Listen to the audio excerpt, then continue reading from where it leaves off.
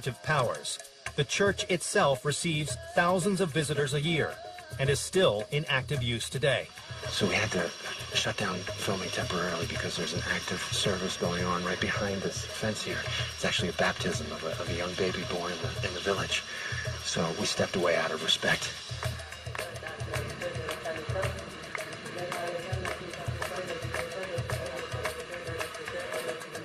This service is now just concluding inside the Christos church here.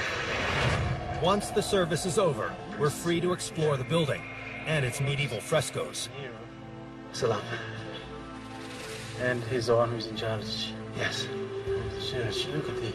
Can I use this flashlight? Please. Oh, it's so elaborate. Beautiful. Look at the ceiling, how nicely made it is. Gorgeous. And also those nicely made carvings. Yes. Look at the priesthood there. Oh, I see. Yeah. Biblical symbols Yes. and stories here on the side. Yes, if you look at God, this is incredible. Imagine if you were a pilgrim crossing by foot, miles and miles. I mean, thousands of people would come here. But the ultimate proof of the shrine's power is located behind the church, deep in the cave. Over the centuries, the old and sick have come here. Perhaps they hoped the waters beneath the church would save them, or maybe they knew they would never leave this sacred spot. Here is the final resting place of King Yemrahana Christos. The king who built this church Yes. is buried right here. So this is where he's buried. But he is not alone here. The story goes that people would come and indeed some would be almost at a state of death and would actually stay here and die here in order to die in this legendary sacred space. Right underneath of my feet. Look over here, another one. There's just got to be countless bones. Experts believe the bones of more than 10,000 people rest here in this holy cave. Skull, skull, skull, and teeth. Follow it up, and you are looking at a boneyard. I mean, what do you say? I'm speechless. There are countless bodies, all before me. I've never seen anything like this in my life. Many of the people here may have come from lands as far away as Egypt and elsewhere. They couldn't go to Jerusalem. I mean, like Lalibela, this place served as an alternative, okay? This was a new Jerusalem, a place for your final resting place, a place to be closer to God. Coming up, for the first time on American TV, a 2,500-foot climb. This is by far the first, major face that we're going up here. To a mountaintop cave. Look at the sheer rock face right here. You fall off that, you are gone. With a mysterious biblical text. This is the oldest language in Ethiopia. Geese. Ethiopia is full of surprises. Log on to history.com/cities for exclusive behind-the-scenes videos. Are we approaching our own end? 7 Signs of the Apocalypse, January 5th at 9, part of Armageddon Week on History. My family and I witnessed.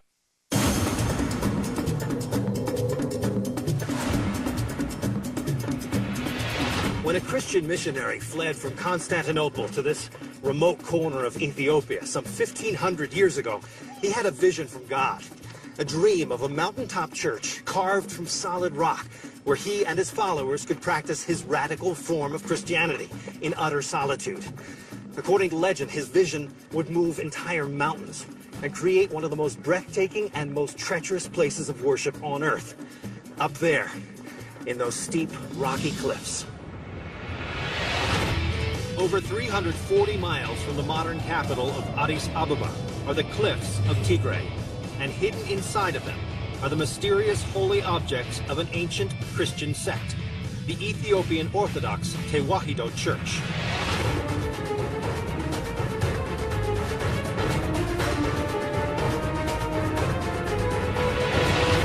This underground location is actually high in the sky, a church carved into a sandstone cliff about 9,000 feet above sea level.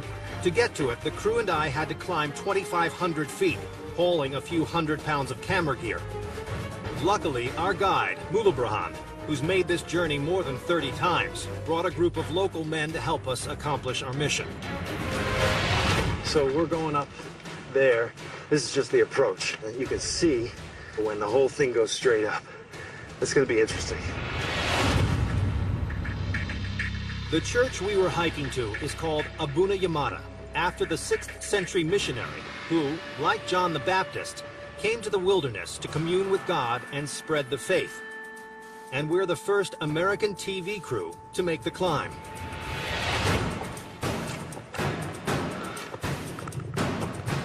This is by far the first major face that we're going up here. And all the, look at these holes. These have all been worn into the rock by thousands of years of worshipers, priests and so forth, going straight up.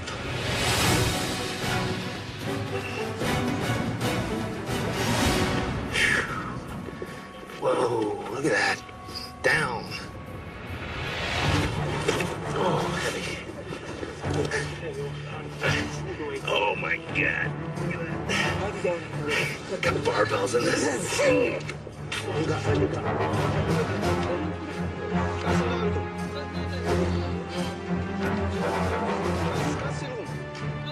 You know what's awesome is that we got to come back down this thing.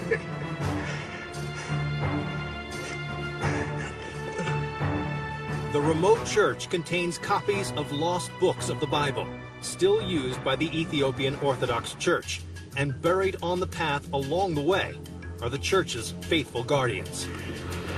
Wow.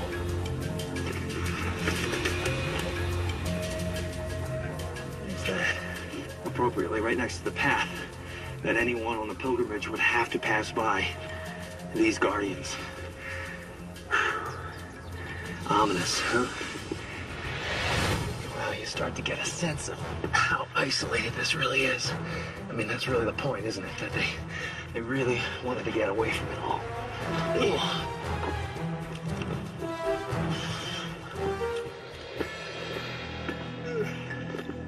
So this is part of the church. This is a sacred place where we take off our shoes. Oh, okay. So from this moment on, we're in the church. Yes, exactly. I see.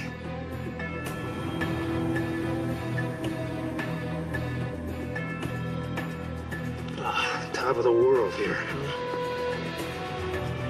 Nice. Heaven.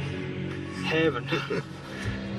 The church believes that over 1,000 years ago, a holy man fleeing persecution in the eastern Roman capital of Constantinople followed this same path and found safety here.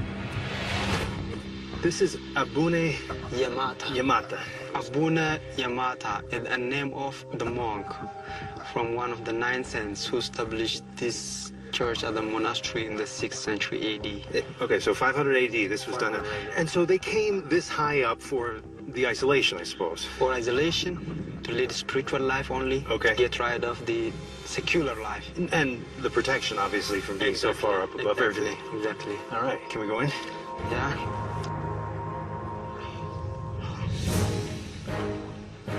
Look at this sheer rock face right here. You fall off that, you are gone. The length they went to put a monastery up here on the top of a mountain.